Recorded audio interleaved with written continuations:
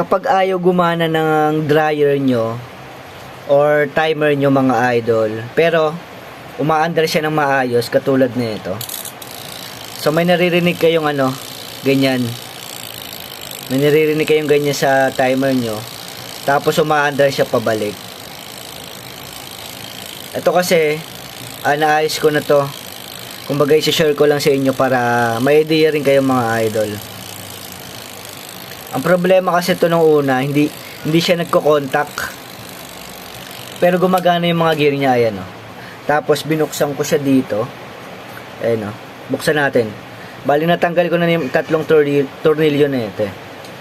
Buksan natin dahan-dahan. Tapos ang ginawa ko, nakita ko kasi may mga carbon dito. So ito kasi yung nagko-contact sa kanya para umandar. Yan, ito yung dalawa. Yan, nagko-contact siya. Tapos ang ginawa ko diyan mga idol, niliha ko dito. Kasi may mga carbon. Nagko-contact siya pero hindi siya gumagana. So yun yung dahilan mga idol kung bakit ayaw gumana na itong timer na to.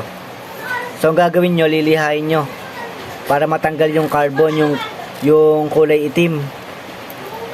So lilihain nyo lang yung mga idol. Tapos tingnan nyo, after nyo matanggal yung yung itim-itim niya dito, para mag-contact siya, ita-testing natin. So balik natin. So ganun lang yung gagawin nyo mga idol. Kasi sa katagalan, nagkakaroon nyo ng carbon, yung kulay itim.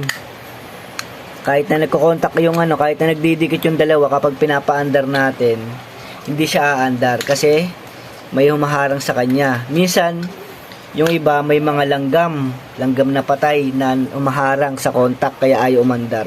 So ito, naayos natin. Testerin natin to mga idol ha. Pero kanina, ayaw talaga umandar nito. Akala ko sira na yung timer niya. Tapos pag check ko, yun lang pala problema. So ito yung tester natin mga idol. Check muna natin yung commander.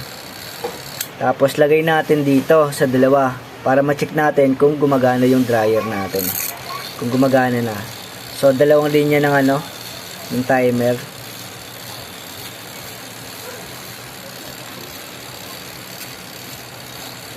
Ayan o. Gumagana na siya mga idol. So, ganun lang mga idol para gumana uli yung timer ng dryer nyo.